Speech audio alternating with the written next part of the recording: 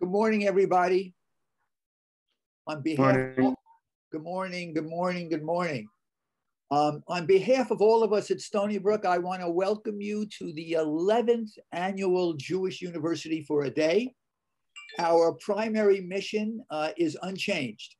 We want to provide you with a day of meaningful Jewish learning taught by world-class instructors.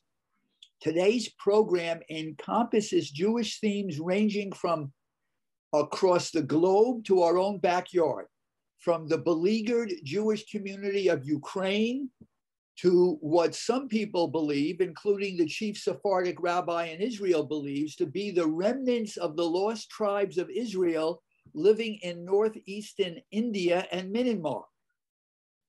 To the challenges facing rabbis right here on Long Island and our college students on our campuses. In addition, we'll hear from Dr. Jonathan Sarna, who is the preeminent historian of American Judaism, about the future of Judaism in America.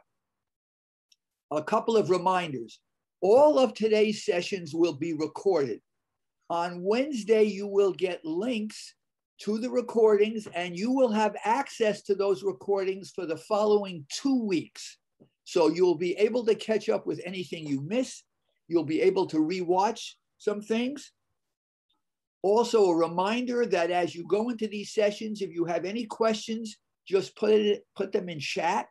And at the end of each session, we're going to try to leave more time for Q&A, and we'll be able to access those questions. One program change that you probably got this morning, we were informed late last night that one of our presenters had to cancel because of illness. He was doing the session on the looted Nazi, the efforts to reclaim looted Nazi art. We're going to try to get him to record this later in the week and send you a link if possible as well, so you'll catch up with that session. You know, a second goal of JU has always been to bring us physically together as a community for a day of studying, exchanging ideas, meeting old friends, making new friends. And I know some of you are disappointed we were not able to meet in person this year, and we are all disappointed about that. And I promise you we'll do everything in our power to make sure that next year we get together in person. And we are even going to try to find ways perhaps to bring us together before next year. I want to thank a bunch of people. First of all, I want to thank all of our sponsors, including especially the Flora Friedlander Family Foundation. Try to say that quickly 4 times. They support Holocaust education on Long Island. They're based on Long Island. They sponsor it across the country. I want to thank our individual sponsors. I want to thank the members of the Jewish University Committee, Julie Green and Manny London, and Robert Presser and Gloria Snyder for all the help that they've given us. Most of all, I want to thank you. Many of you have attended Jewish University for years. We appreciate your support, your loyalty, and we appreciate your support for the Jewish students at Stony Brook and for our Hillel chapter. It's more important than ever before. And just before we start, one more thing. We'd like to briefly note the passing of a very special individual this week, a fierce advocate for Jewish causes, an extraordinarily influential figure on Long Island, and a professor at Stony Brook for 50 years. That's been Lee Koppelman, who died on Tuesday. I'd like to ask someone that many of you know, Rabbi Joe Topek, who is, of course, the longtime director of our Hillel on campus, to say a few words about Lee, who was a friend of his. Rabbi Joe? Thank you, Howie, and it's great to be back at JU, and I'm honored to say a few words about Lee. Lee Koppelman was leading professor of political science and director of the Center for Regional Policy Studies, and he was a giant in the world of Long Island planning. Lee provided, he was a great public servant, although he was never elected to any office. He worked in county government, he taught at a state university, and he really devoted his life's work to building better communities and to ensuring a higher quality of life, educating the next generation of urban and suburban planners and scholars who studied the planning policies of local governments. At Stony Brook, Lee mentored countless graduate students and junior faculty members. Anybody who was a serious student of regional planning would jump at the chance to learn from him. His Center for Regional Policy Studies was a leading source of research and information about Long Island and about its development. Lee was also a champion of women in the academy, and he often related how important it was that women on the faculty and in his own department were being given tenure and were being promoted and were assuming leadership roles. He always admired their work and their scholarship and their teaching skills. After our Hillel held a very successful dinner one year honoring one of our distinguished deans, Yaakov Shamash, Lee told us that the next year we should honor women leaders at the university. And we took his advice. We honored then President Shirley Strom Kenny and Professor Ruth Brandwine and Claire Bear.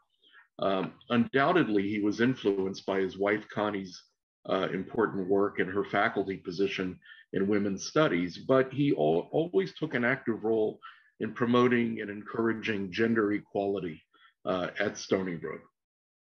Lee never really had a short tenure at anything. He was the Suffolk County Planning Director for 26 years.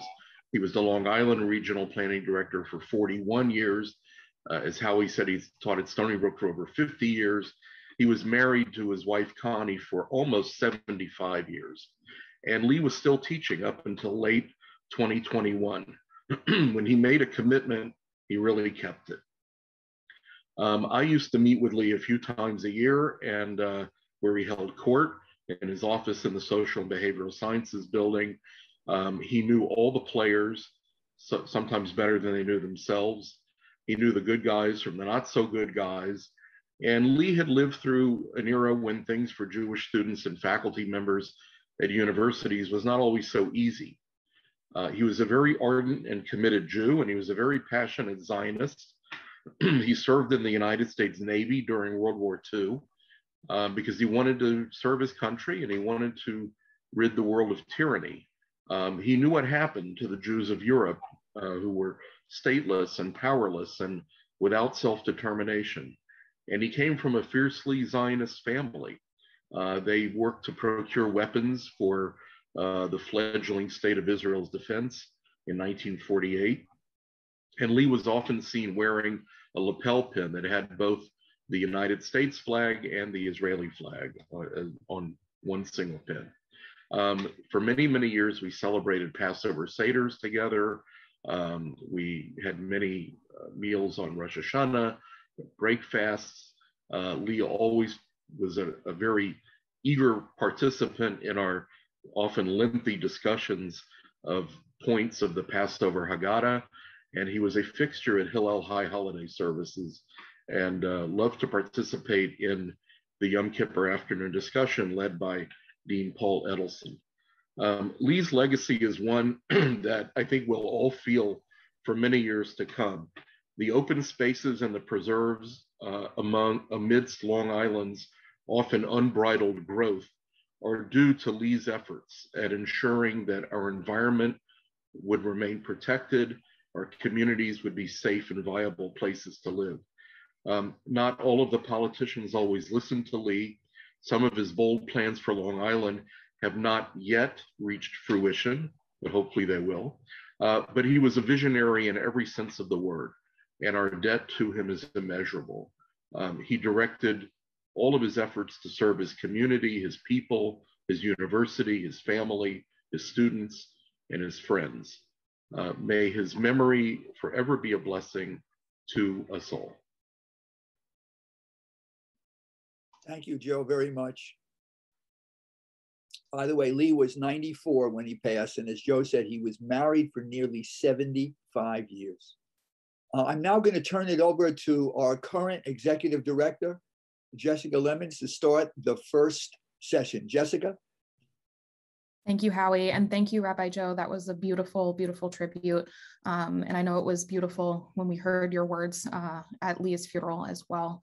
And we're thankful that you were here to honor your friend and the friend of Hillel. So thank you all for being here. We deeply appreciate you all being here and your grace as we have moved virtual. I just want to share a quick anecdote that when you walk into the Hillel office this year, it is filled with ruach. There are students bustling about. Some of them are here today. You can hear them talking about their days. You can hear them studying or not studying, and just enjoying the company of one another and our community. We've been so blown away by the number of students that are choosing Hillel and choosing Judaism together. Through Shabbatot, weekly bagel brunches, learning fellowships, and more, we've been providing students with access to Jewish life and to their community during times when they need it the most. And we are grateful for all of you coming together today, both to learn together, but also to support vibrant Jewish life at Stony Brook University. During this morning's panel, we'll be hearing from Mark Rotenberg from Hillel International, President McInnis, and 3 incredible student leaders. Siobhan, Ethan, and Michal are representatives of our future as a people. We hope as you leave today's morning session, you will have a deeper understanding and appreciation of their lived experiences, their challenges, their joys, and for their appreciation as they are the hope for our people that each of them represent. So without further ado, I want to introduce my colleague from Hillel International, Mark Rotenberg. Mark oversees Hillel International's campus climate initiative, for which Stony Brook University is a part. It works across the US with Hillel professionals and higher education leaders to ensure a campus environment in which each student can feel comfortable learning about and identifying with Judaism and Israel. He also oversees the Israel Fellows program, for which we also have an Israel Fellow on our campus, and the Building Israel Connections and Engagement Project. Mark has spent most of his professional career on university campuses, serving for many years as the general counsel at the University of Minnesota and at Johns Hopkins. I can personally say that he has been a wonderful source of knowledge and strength for myself as a Hillel professional and for many Hillel professionals around the country, and for higher education leaders who are doing this work supporting all students, including Jewish students. So I'm going to hand it off to Mark now. And if anyone has any questions, we will be monitoring the chat throughout.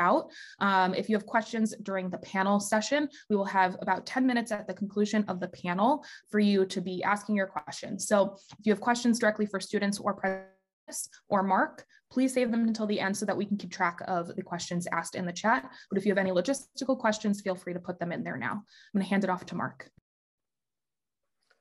Well, thank you, Jessica. And thank you all, everybody, for coming to the 11th annual Jewish University for a Day at Stony Brook. I was very much looking forward to being with you in person. Jessica had gotten me a hotel on campus, and I was looking forward to visiting with President McInnis. Madam President, as Jessica mentioned, I've spent most of my career not in the higher ed, not in the Hillel space, but in the higher ed space as the chief legal officer for some very large universities. And I hope someday I'll be able to visit the campus and visit with you in person. Thank you also to Rabbi Topik for a beautiful hesped and a memorial remarks for Lee Koppelman. May his memory be a blessing. So in the few minutes that I have here, what I would like to do and what Jessica invited me to do was to share with you some observations about Jewish students today and where they are in the national perspective. And I'm going to share with you some slides, and we'll try to run through those quickly. Jessica, can folks see that? Okay, good. So the most important thing I think that we can accomplish today is, in my brief several minutes, is to give you an overview of some of the unique challenges that Jewish students in this time period face in the hopefully post COVID era that students have now entered, returning to campuses for the first time for many people, and for the juniors and seniors, some of the upperclassmen for the first time in at least 3-4 semesters. The Gen Z generation is quite different than the generation of students and faculty and administrators who have come before. One of the key points that comes from a recent McKinsey study of the Gen Z generation is that many of these students do not want to define themselves only through one stereotype. They rather come to campus wanting to experiment with different ways of being themselves and want to shape their individual identities over time in ways that are different, perhaps, than those of their parents or the community from which they came. In this respect, one might call them identity nomads, in the sense that they, unlike millennials, Gen Xers, and certainly boomers, who many other people identify with, their identities are still very much in a embryonic and shaping mode. In regard to their ethnic and religious identity, barely 50% of American Gen Zers identify as white. The largest increase, as you see, in comparison to other generations, is among Latino and Asian identifying individuals. And this is a unprecedented characteristic of today's college students. Just like Gen Zers generally, Jewish students are more diverse than ever before. Almost half of Jewish students who cross the Hillel transom have only one Jewish parent. What does that mean? That means that their identities are shaped by a multitude of cultural and religious traditions. 15% of Jewish identifying students also identify as Jews of color. 29% live in households with at least one child or adult who is not white.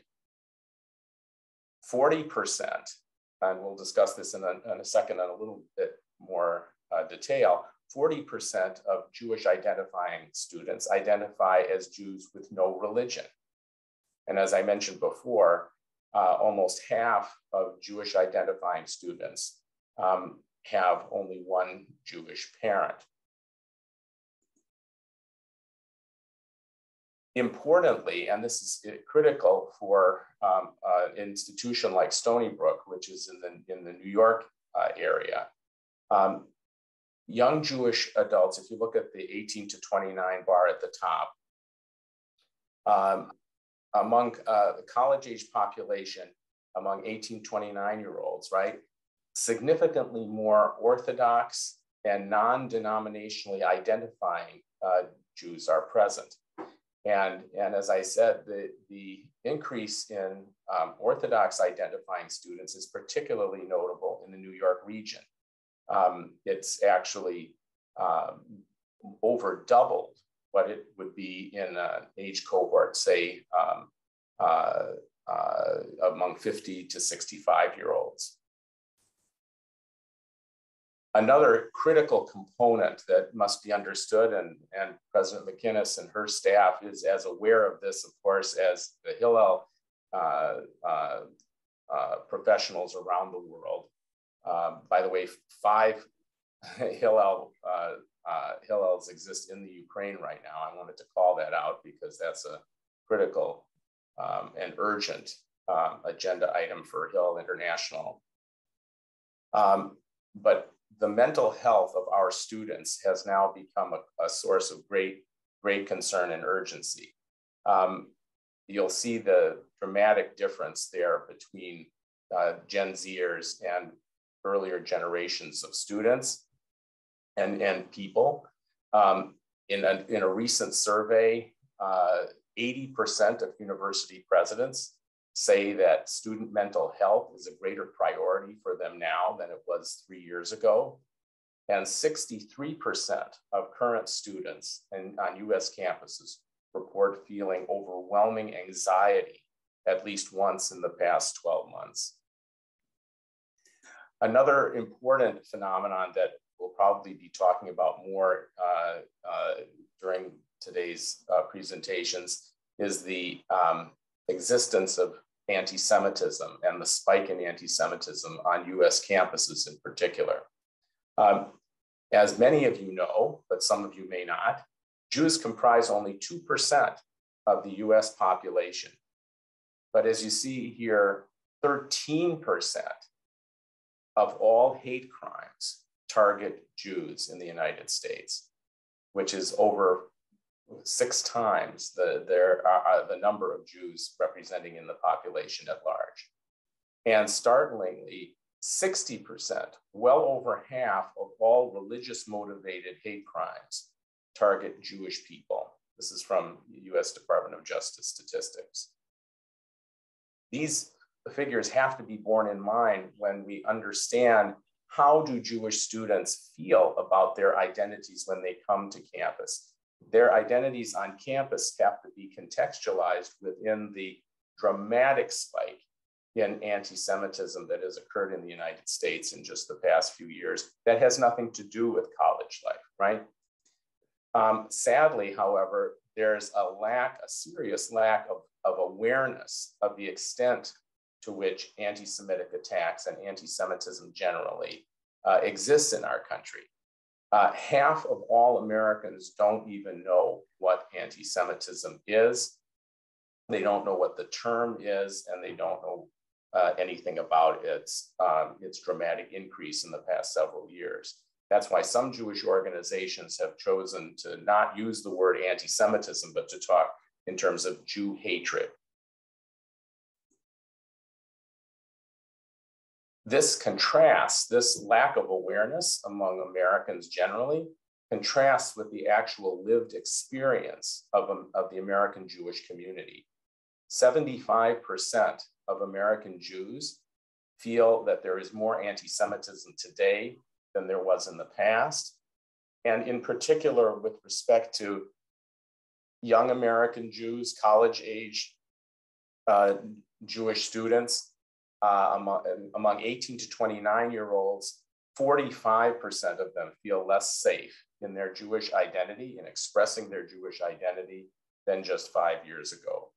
And in our campus climate initiative that Stony Brook is participating in, along with 28 other universities, we have done surveys and focus groups that show that sometimes close to half, close to this number, 45%, of Jewish students have felt the need to hide their Jewish identity on campus in certain contexts, either in their living arrangements or in class discussions or in one way or another during the past 12 months. That's a startling statistic that almost half of Jewish students in some universities have felt the need to hide their Jewish identity. That's something that perhaps, as the rabbi mentioned, Professor Koppelman may have encountered decades ago, right? And now is resurgent in many university settings. Finally, one last chart here. I know I'm throwing a lot of statistics at you here. On the left side, you'll see the dramatic rise in attacks on Jewish students on college campuses. In 2013, Hillel began counting anti-Semitic incidents. Before 2013, Hillel didn't even keep track of the number of anti-Semitic incidents on US college campuses. And that year, there was something like 27. You see here, the graph reflects from 2016 and forward. But even from 2016 and forward, which is just 5 academic years, the numbers have dramatically increased, gone up well over 3 or 4 times. So this is something that the American academic community generally is not aware of. but it's something that affects Jewish students in a very tangible way. On the right side, you see another chart, a different chart that reflects the correlation between anti-Israel activity and anti-Semitic incidents. Hillel and the ADL and other organizations in the Jewish community, which count anti-Semitic incidents, typically don't associate every single anti-Israel activity as being anti-Semitic. There are many things. Hillel, for example, does not count a apartheid week, which is prevalent on many campuses in the US, as being itself anti-Semitic. It's only when those kinds of anti-Israel activities devolve or degenerate into something that's truly anti-Semitic do we count it. But you'll see here a very significant correlation between the two, and that's something we can talk about perhaps later. Finally, I'll leave you with the 3 A's of anti-Semitism. This is a way in which Hillel International is suggesting that universities think about this spike in anti-Semitism across the US and how they might go about addressing it, right? And those 3 A's are awareness, allyship, and action. Awareness means showing some understanding that campus anti-Semitism has now spiked and naming it as an essential element in the campus's commitment to diversity, to equity and inclusion, and not leave the Jewish students outside of that universe. Second, allyship. Demonstrate your solidarity with Jewish students and their needs and their rights under Title VI of the Civil Rights Act. And finally, there are specific actions that universities can take depending on what actually is happening on their campus. Of the thousands of university campuses across the United States, each one is different. Each administration understands the unique situation that their students confront, and there are various actions. I won't even begin to describe them now because we're at time, but specific actions that each university might take that can address the particular needs of the students there on the campus. And with that, I'd like to turn it back to Jessica, to President McInnis, and to Siobhan and Ethan and Michal, who I hope to meet sometime in person. Thank you.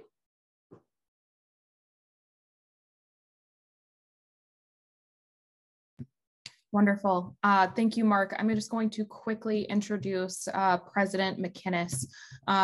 President McInnis is the 6th president of Stony Brook University, one of America's leading public universities, as we all know.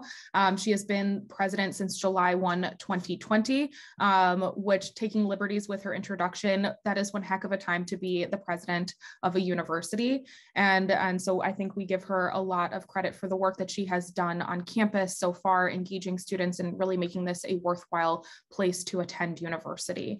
As chief executive, McInnis also oversees Stony Brook Medicine, Long Island's premier academic medical center. She is a key player in furthering economic development on Long Island and in Stony Brook's role as part of the management team of the nearby Brookhaven National Laboratory.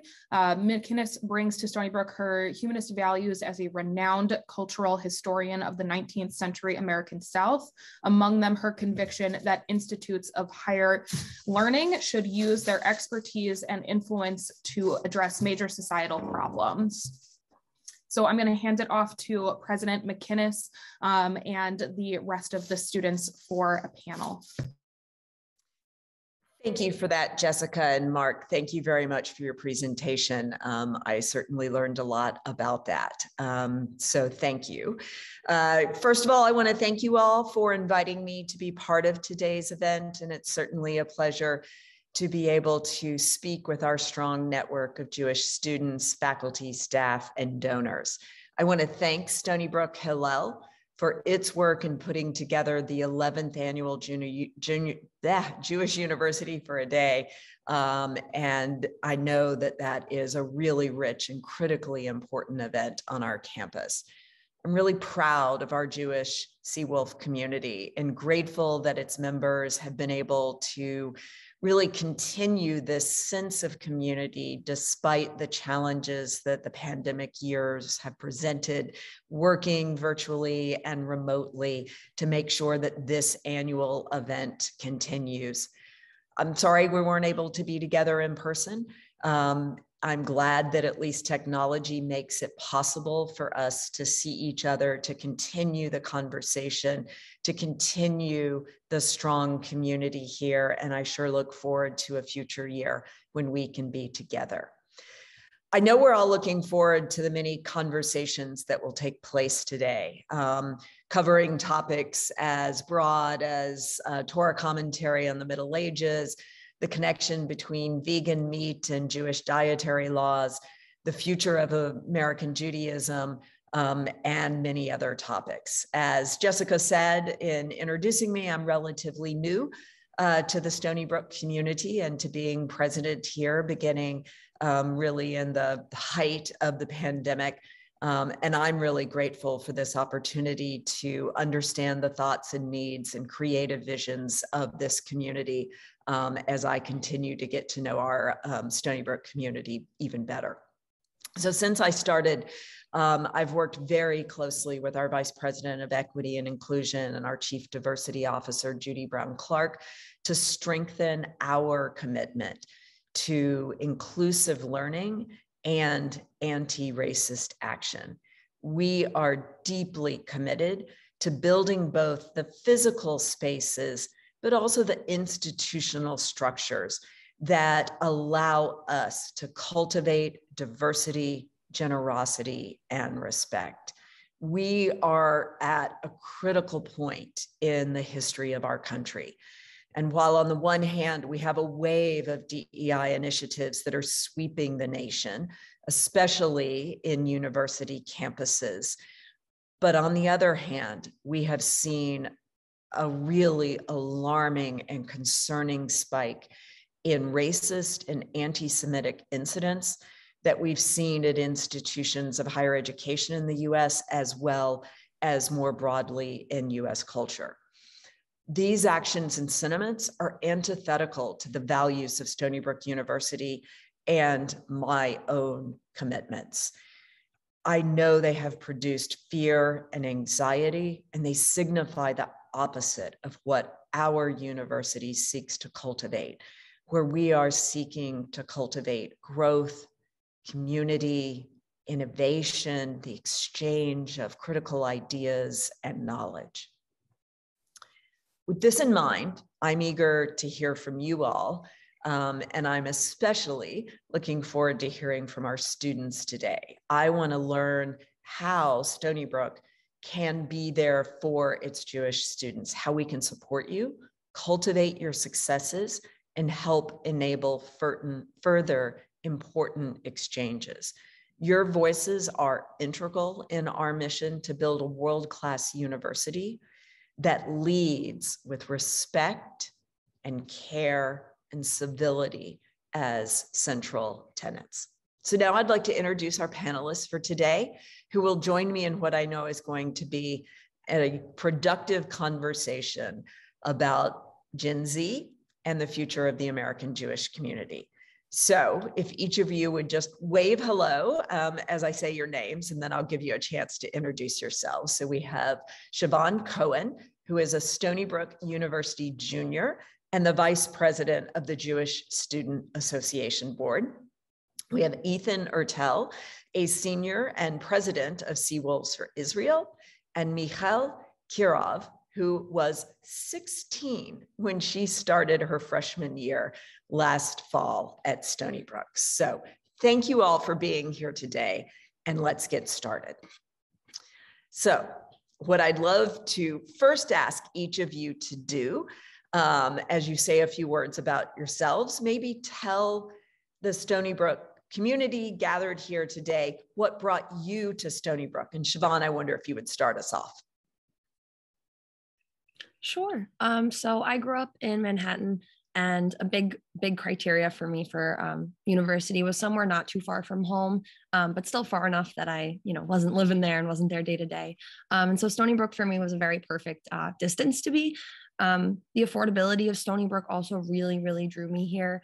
And I knew I wanted to do something in STEM when I came my freshman year. And through some really excellent mentorship I've experienced here, I've really honed those research interests and found kind of the specific path I really want to take here.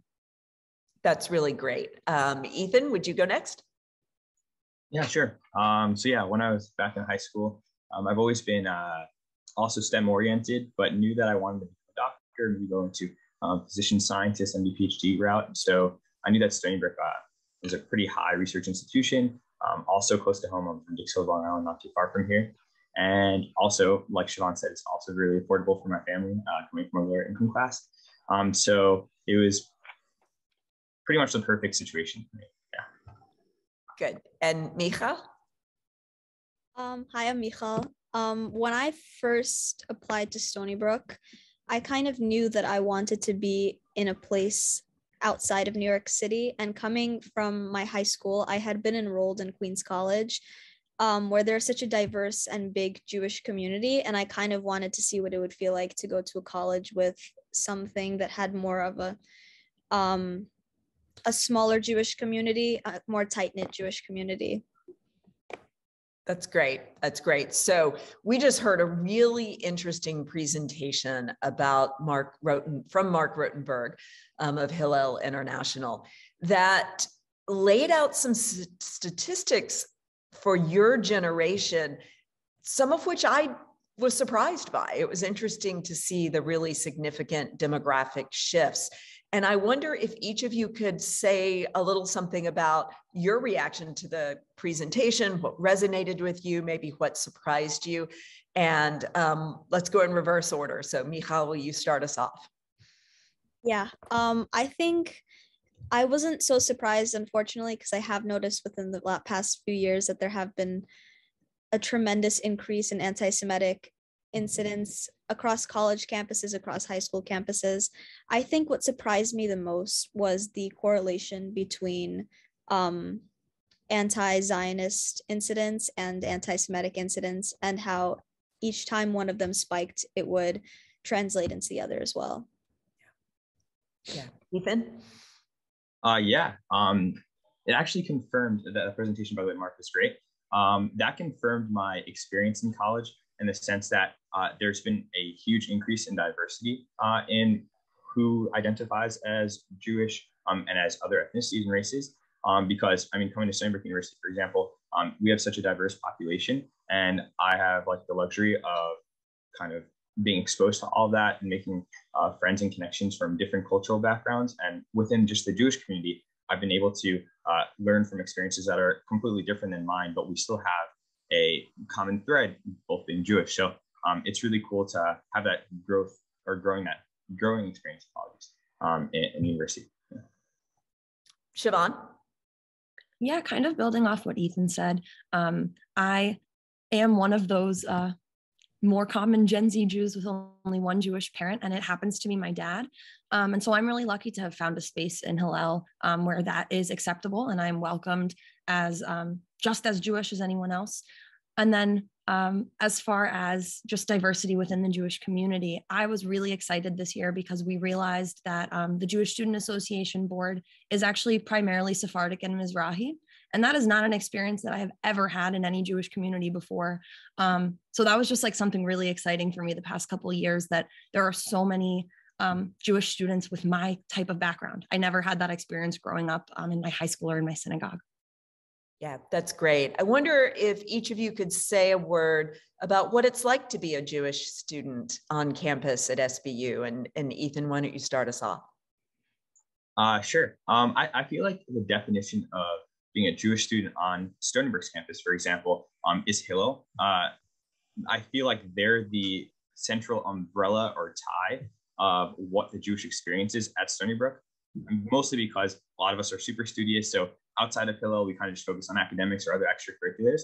So the only way to kind of tap into your Jewish experience connections is through the Hillel space. So I've been really fortunate to discover that really early on, and have been able to explore different avenues that it offers, meeting people, not even just from like Stony Brook, but through their connections and everything, going to other universities, meeting a lot of Jews across the nation. So I feel like if I were to put one word to it, Hillel.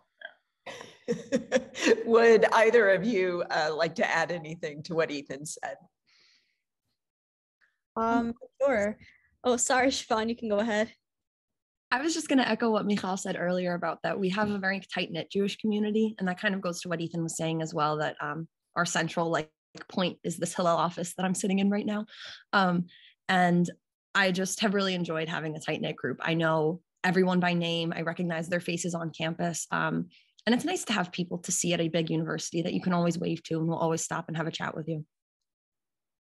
Yeah, and I'd like to add on that I think it's great that Stony Brook has such a diversity of Jewish clubs. So you have a place for Hillel that's a safe space for cultural Jews or Orthodox Jews or observant Jews, and you have Chabad on campus and SFI for, you know, Jews that are really just Zionists and have Zionist views.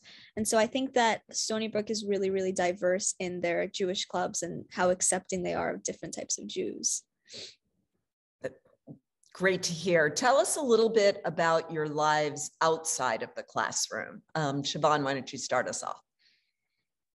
So I live off campus, and I think that typically as a pretty heavily commuter school compared to other universities, I think a lot of people don't really come back on the weekends if they live off campus. And so between research and all of my Hillel involvement, I really do come to campus 6 or 7 days a week, even when I don't have classes. And I love that because I feel like even living off campus, I'm still really a part of the university community. I'm not just a student. I'm a college student on a big university campus with tons of other students who also want to stay involved. So I just really like that part of it. Michal, you want to tell us about your life outside the classroom? Sure. I'm a resident on campus, so I live in Keller Hall. Outside, off campus, I actually attend a Jewish learning seminary full-time, an Orthodox seminary, where I get to learn about Judaism and explore Judaism when I'm not in class. And in general, I feel like being a Jewish student on campus has its challenges because I live on campus. With such a small community also comes a little bit of lack of resources, so that can be difficult when you're outside of class. But yeah. And Ethan? Yeah, outside of the classroom, I try to spread myself not thin but thick in everything I do, or at least attempt to. So I'm pretty involved in research on campus. I'm also a resident assistant, so I do live on campus, and that's like a full-time job, 24/7 around the clock. So it's nice to have that community to go back to every day. Have your friends as RAs and stuff like that. And I'm also pre-med, so I have a lot of like clinical experiences that I tend to go to as well. So yeah. That's great. Now, I know that there are things in dining that have not worked well in supporting our kosher students this year. And I know that the dining team has been trying to listen and improve things. And I wonder if any of you who maybe dine regularly on campus would like to speak to how things are going in kosher dining now. I'd like to. So unfortunately, for those of us who are Sephardi Jews who have who keep a different standard of kosher, that's not Ashkenazi, which is the primary Eastern European Jew, Delancey Street kosher doesn't necessarily fit most of my standards, and being in a dorm that requires me to be on a meal plan, I feel like is quite unfair. Even when the kosher meal swipes were in place, unfortunately, I really couldn't eat at Delancey, and I really can't. There only being one kitchen in my building, I understand why there's a need to have kosher meal swipes. However, I feel like there aren't enough resources for Jews who can't eat at a place like Delancey. Yeah. Siobhan, Sorry. Add anything? Yeah. I mean, I noticed that they kind of started limiting the options, not necessarily at Delancey, but I guess the acceptability of currency on campus. Like they used to have people that were either on unlimited meal swipes, which is like one of the meal plans, or that would have dining dollars would be allowed to just use a meal swipe to get a full kosher meal at Delancey, mostly because I think it was during the pandemic. But now that we're kind of like hopefully easing out of that, I think they started just relying on people only with unlimited meal plan use the meal swipe option because like I have, for example, a mix between the dining dollars currency and I also have meal swipes, but I'm not on the unlimited meal swipe plan. So I'm not able to use my meal swipes at Delancey, and I have to kind of result that to just using my meal swipes at the dining hall, which at certain instances I can't really eat at the dining hall. So yeah, that's just something I noticed over the past couple of months. Okay. I know that our food service team recently did a survey. I know they're in the process of listening to that and continuing to make changes, but I'll also make sure that they continue to pay attention to these issues. We're committed to making sure that the vendor with whom we work is listening to our students and providing for your needs. So we'll keep working on that. What would you say is a time challenge that you and your peers wrestle with in your daily lives? And anyone who wants to can jump in first. I think this kind of goes back to part of Mark's presentation earlier. In the very beginning, he was talking about how our generation has kind of a different sense of identity than maybe previous generations. We're still young, also, we're still forming our identities. But I think that one challenge is kind of holding space for all of these different components of your identity at once. I think on the plus side, people are very, very willing in my generation to listen to one another and to kind of be understanding of different varied experiences and different varied choices within, for example, being Jewish, and how that may work for someone like me who has, half of a Jewish family and half of an Irish family. It's a very, very different experience growing up for me than someone who grew up in Israel or grew up with two Jewish parents or Orthodox. So I really appreciate, even though that it might be kind of challenging to balance those different components of identity, that at least my peers are always willing to kind of listen and try their best to understand where each of us are coming from. To draw on that, as we saw in Mark's presentation, there's been a much higher percentage of Orthodox Jews that come onto campus. And speaking as an Orthodox Jew myself, I feel as though many people aren't used to seeing Orthodox Jews and aren't necessarily accepting of someone who is so different from them, because it's not something that has been seen in the past as often. Okay. Yeah. Go ahead, Ethan. I'll just add in really quickly. Yeah, I feel like social media is like a huge, although it's really great in most of its resources, and maybe it's bad because I'm partially addicted to it, who knows, just going on and off in classes. But I think it's really easy to, per se, hide behind a screen and say certain comments that you wouldn't say in front of a person in a day-to-day dialogue. And especially just kind of tying it back to Mark's presentation, which I think was really good, is that people have been lately, I've noticed ever since like the May uprising tension between Israel and Palestine and Gaza in May, a lot of people have been kind of throwing out anti-Semitic rhetoric over social media and even my close friends. And it's hard to kind of reach out to them in that situation, but it's really easy for them to share that and be oblivious to the consequences. So I think that's a big challenge that I've been dealing with personally. Yeah. Yeah, so Ethan, you take us to a really important topic, and we'll just segue into that first. And actually, you could take your last observation in one of two directions. And one is related to kind of wellness and mental health, and frankly, the role that social media plays. And for your generation, I think that it has made some of those topics much more complicated, but also very directly, and let's go there first, into the issues of anti-Semitism and anti-Zionism and what you all in your generation are experiencing. And very specifically, I'd like to hear about what you're seeing at Stony Brook. Have you seen an increase in anti-Semitism and anti-Zionism at Stony Brook? And can you tell us about it? So Ethan, when you were saying even some of your friends, is that some of your Stony Brook friends?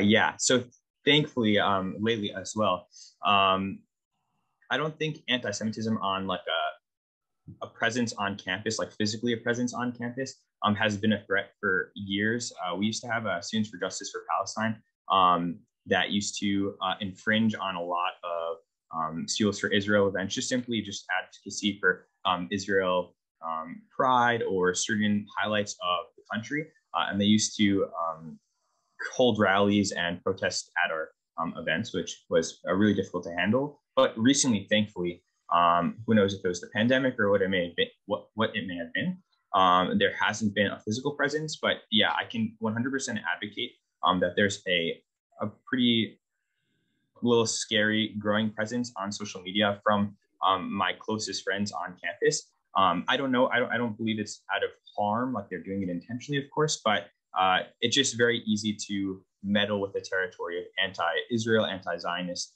sentiments and start meddling into the anti-Semitic comments. So that's what I personally noticed. Yeah. And Michal and Siobhan, are there things that you've seen at Stony Brook that you'd like to tell us about?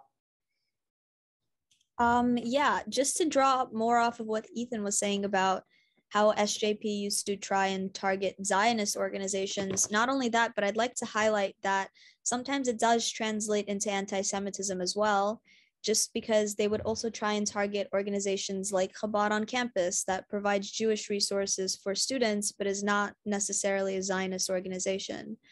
I've also seen cases in which students have had to keep Shabbat on campus and weren't really able to do so properly because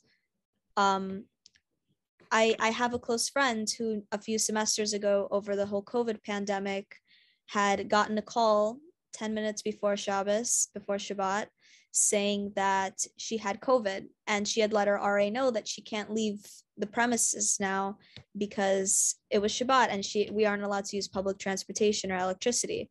And so she had told them that she would be quarantining over Shabbat on campus and they had been okay with it. And unfortunately, a few weeks later, she had been called in front of the honor board to plead her case and was found as guilty and suspended.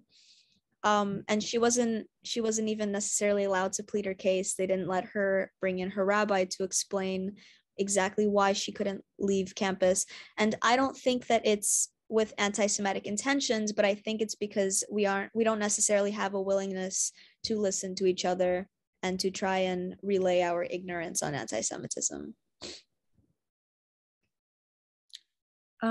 So when I first came to campus, I think there was a really huge culture shock for me coming from a very heavily Jewish community where many of my friends were Jewish. Coming to Stony Brook, I really didn't meet other Jewish students until I started coming to Jewish student organization events.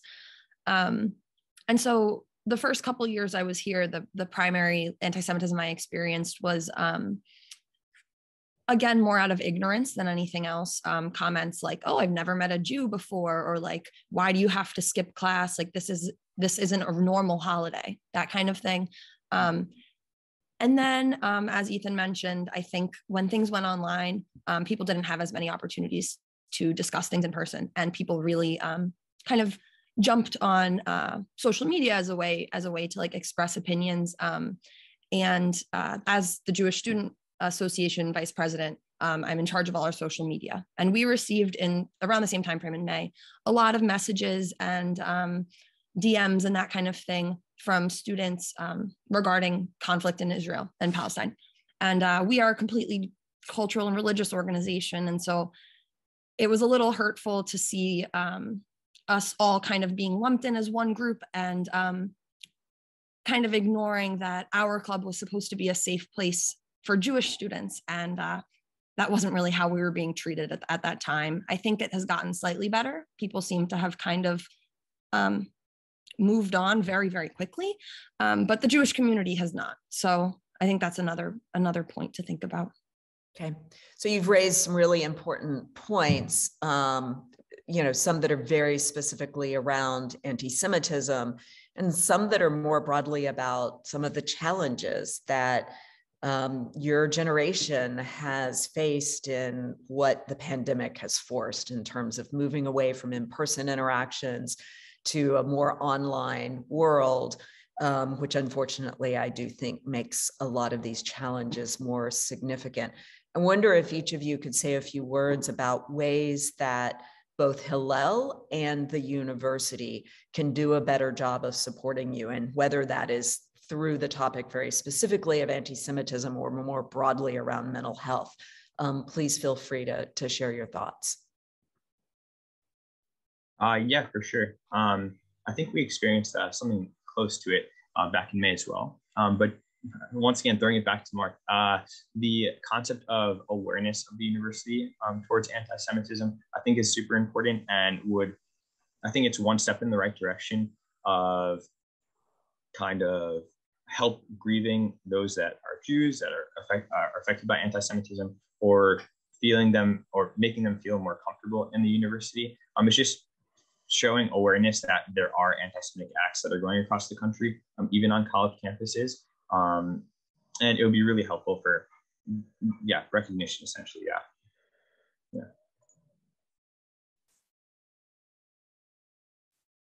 Michal or Siobhan, you want to jump in? Sure. I think specifically for the university, possibly just choosing a couple of students maybe to work with on a smaller scale to try and bring Jewish resources to campus, or to try and extend it, because I feel like specifically when the meal swipe situation happened with the kosher food on campus, I'm sure you guys had 1,000,001 emails and so many complaints that you couldn't actually do anything about it because you didn't have a specific couple of people to really ask what was going on. So possibly just choosing a few students to work with closely, and just, listening, trying to be aware. Siobhan? Yeah, I think as a more small community on campus, as compared to maybe like other religious or cultural groups, it might be a little more difficult for people who have never really spent a lot of time in Jewish spaces to kind of understand what the challenges of being a Jewish student on a college campus are. I think that our Hillel staff is aware both on their end and also just from listening to us. They're very aware of like what our experience is both day to day and kind of in general as college students. But I think, like always, just kind of listening to the Jewish students and their specific concerns, and also kind of communicating with them throughout, because sometimes Jewish law gets really complicated, and who better to ask than somebody who has kind of grown up around it. Yeah, great. Well, thank you for all of that. That's given us a lot of insights into your experiences at Stony Brook, and some really great suggestions about ways that we at the university can continue to do a better job of supporting your community better. So now I'm going to turn things over to Jessica, who's going to help moderate questions coming in from the audience. Hi, everybody. If anyone has any questions, feel free to put them in the chat. And while you're doing that, I just want to express our gratitude to Ethan and Siobhan and Michal for sharing their personal experiences on campus as Jewish students. And then, of course, to President McInnis for so beautifully facilitating a panel and being in conversation with our students. So from the chat, we have, I'd like to ask President McInnis, and she has arrived here, is she able to compare the Jewish community, the Jewish student community here at Stony Brook with her previous experiences elsewhere? Sure, I would be happy to do so. There is, well, you all described this as a small and tight-knit community. I would say the two campuses I've been at previously had even smaller communities, right? So I was at the University of Texas at Austin previously, and the University of Virginia. Both had very active Hillel organizations supporting those students. I would say one of the biggest differences is it was a much, much, much smaller Orthodox community than what we see here. And actually, I think a small enough Orthodox community that, for example, the dining services did very little to support kosher dining and things like that. So it's a very, a much more significant presence on Stony Brook's campus. And so I'm continuing to learn what we need to be doing to support your community. Great, thank you. Another question for Michal and Siobhan specifically. What do you hope to see from your Jewish community at Stony Brook for the rest of your time on campus? We know that Ethan is departing and graduating this year, so. I think just continuing to see it grow and flourish, continuing to make sure that it is a safe space for all kinds of Jews with all different kinds of backgrounds. And yeah, just making sure that everyone feels comfortable in our Jewish community. Similarly, I think since we've come back from the pandemic, our community of like super involved Jewish students has grown immensely. There are so many more students that come consistently every week or multiple times a week to various Jewish events. And I hope to see that continue. And I'm really excited for like the younger generation of student leaders that are kind of going to be coming in next year and when I graduate. So I'm really excited to see what they're able to do with kind of a growing community and growing involvement and our new amazing space here. One other little thing that I've really loved about our new space specifically, and I think this will be a big deal going forward, is that we're near the other faith groups in the basement of the student union. And that has been really nice, just kind of to have a little corner of a building that's like the religious space and to interact with students who are involved in their faith groups and to kind of hear from them and they hear from us. And I think that will also help, at least somewhat help with the rising anti-Semitism, anti-Zionism we've been seeing the past few years. Great. We have a question in the chat from Paul asking who is perpetrating the anti-Semitic attacks. I'm going to chime in first and then I'll hand it off to students to share their own personal experiences if they wish.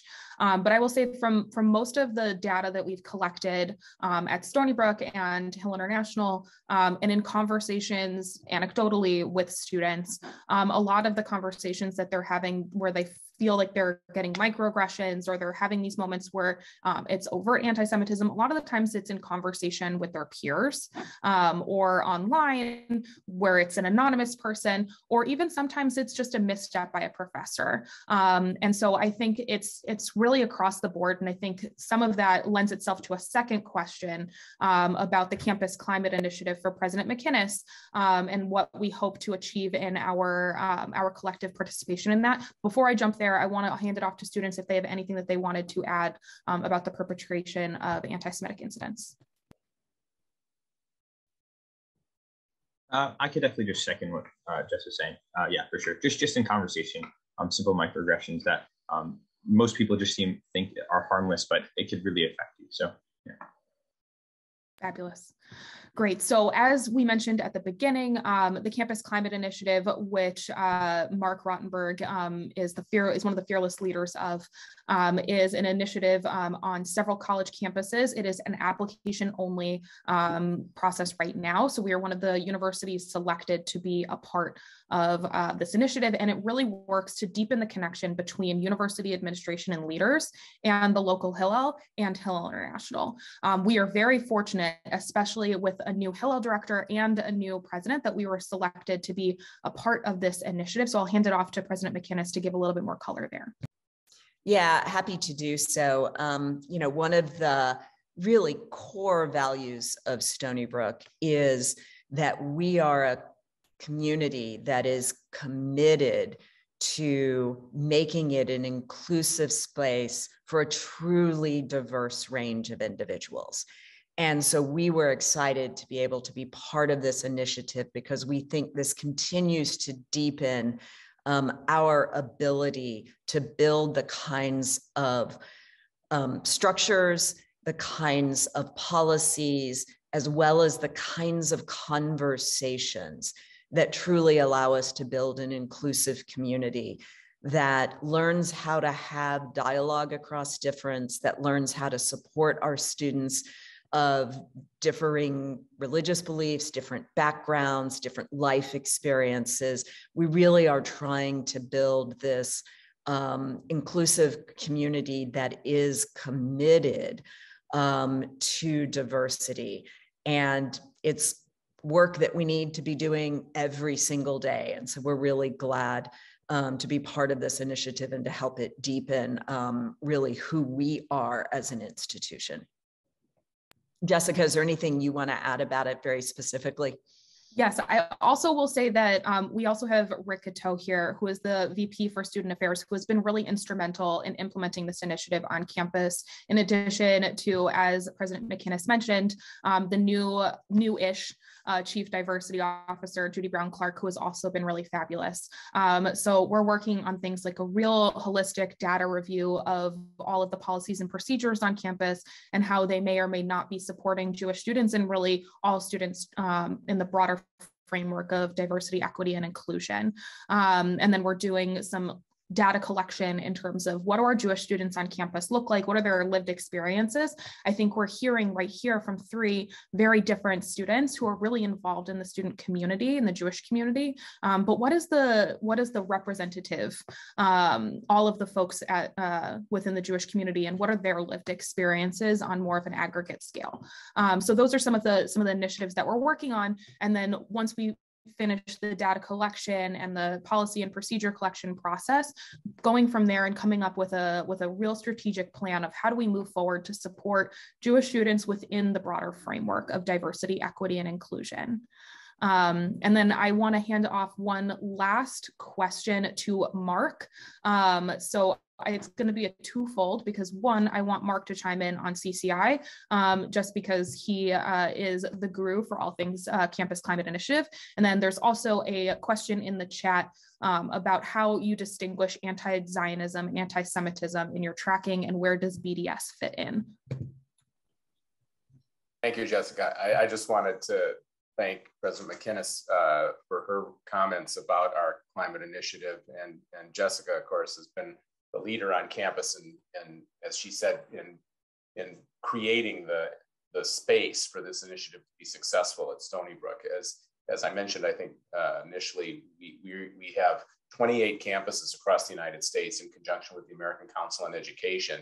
I'll note, President McInnis, that UT Austin is also applied and is a member of the climate initiative. And so we're just building this airplane as we're flying it, but it's so important to have the support and the awareness, actually, that President McInnis just described in terms of why this initiative is important, given the tremendous spike in anti-Semitism. You know, our board, our international board, thought twice and three times about maybe postponing the whole initiative, given the 24/7 focus of university leaders like President McInnis on COVID and the pandemic, and how do you do research? How do you actually have a campus? How do you educate during a pandemic?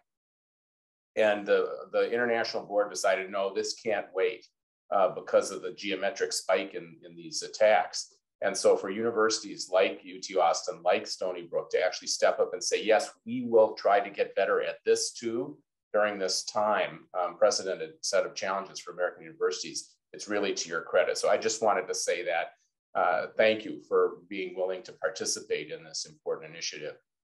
As to the question about distinguishing anti-Semitism and anti-Zionism, as the chart that I mentioned, that I showed, suggests, there is a very close correlation between the two. At Hillel, and I know this will shock the Jewish people on this Zoom meeting, that there's disagreement within the American Jewish community about some of this. And so I want to just note that from the outset.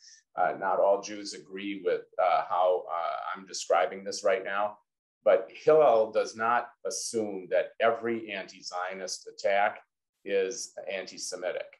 And the way we look at this, I'll just do this very quickly because I know we were crushed on time. We look at this sort of as a Venn diagram with three circles that are concentric. One circle is anti-Semitism straight up, and this is classic attacks. I say classic because unfortunately Jews have been victims of anti-Semitism since Pharaoh in Egypt, right? This has gone on for thousands of years in many different cultures and climates. Classic attacks on Jews because of stereotypes, misunderstanding about who Jews are or what Jews do. But there's a second circle about attacks on the idea that Jews are entitled to self-determination in their historic homeland. And there's a whole philosophy about that, that Jews shouldn't be entitled to have a nation state in their historic homeland. And there are a tiny fraction of Jewish people who actually have those views, who don't believe that Jewish people should be entitled to have a nation state in the land of Israel, the historic land of Israel. And then there's a third circle having to do with attacks on the policies and politics and national security strategies and so on of the current state of Israel, right? And the best place to go for those attacks is the Knesset, the Parliament of Israel. On any given day, if you go in Jerusalem and sit in the gallery, you will hear all kinds of criticisms about the government's policies, about social policy, about equity, about justice, about the Palestinians, about how Israel responds to various crises and so forth and so on. In the middle, there are people who will do all three. They will attack the government of Israel's policies. They will say that Israel has no right to exist, and they'll make stereotypes and attacks on Jewish students, right? That's the middle part, right? Distinguishing these three things in any given situation is something that Hillel professionals like Jessica and our staff here in Washington have to kind of try to tease apart, right? Sometimes these attacks are focused just on our students, right? And don't really have anything to do with Israel. Sometimes they're about an attack on the right of the Jewish people to have a country. Sometimes they're just about people don't like what Bibi Netanyahu said yesterday, right? And these things have to be teased apart and understood so that we can actually tackle the problem, right? Because if you misunderstand one thing for something else, you're really not grappling with the way it presents for our students. That's the beginning of an answer to a very complicated question. Thank you. Thank you, Mark. And thank you everyone for attending today. I'm going to hand it off briefly to President McInnis, but to close us out, but before I do so, for the next session, which will begin in approximately 5 minutes, there are links in the chat. As was noted in the email this morning, unfortunately, due to unforeseen illness, the session on looted Nazi art will not be available today. So please choose one of the other 3 sessions about Passover and conflict resolution, impossible pork, and where will our children go to shul. And so I'm going to hand it off to President McInnis to close us out. And then we look forward to seeing you in the next sessions. Well, great. Thank you so much. And I want all of us to give a big sort of virtual round of applause to our amazing students, Siobhan, Ethan, and Michal. Thank you for being part of our conversation today. I know we've all learned a lot from listening to you, and we appreciate your openness and your thoughtfulness to the questions on this panel. And I know that I've been listening closely, and I'm sure that members of our virtual audience have as well. I've learned a lot, and I'm really committed to listening. That's certainly one of the things as president I try to do, is try to learn from the experiences of our students. So thank you for sharing your personal experiences. I know that Judy Brown-Clark and Rick Gatteau and all of the leadership and administration at Stony Brook are working to encourage this university community to be more open, more engaged, and more inclusive every day. And we're committed to continuing to work with you on that. On April 11th, I will have the honor of joining many other university presidents in attending Hillel International's AJC's Summit on Anti-Semitism. You all have raised some really important issues about the impact that this is having on you at Stony Brook.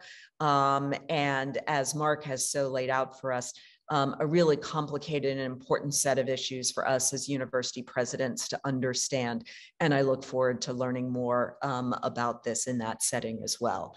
I hope at the end of today's, at the end of that April summit, we're all going to come away with both a deeper understanding, but also some actionable plans that are going to help us in how we address anti-Semitism that occurs both on and off Stony Brook's campus. As we mentioned, we're really proud to be working with Hillel International on the Campus Climate Initiative. And I'm glad we got a little bit of an opportunity to let our community know about the ways that we're going to try to build a more productive and inclusive environment for our Jewish students. I know that many of our team are working with you all and learning from our community to build action plans, especially beginning with understanding our policies and procedures. And while that may sound like an in the weeds thing, it's an enormously important part of the process of building that more inclusive DEI framework. So thank you to all of our students for helping us understand a little bit more about your day-to-day experience. And I look forward to continuing the dialogue as we look to the future. So thank you. And it was great to meet all of you who are with us today.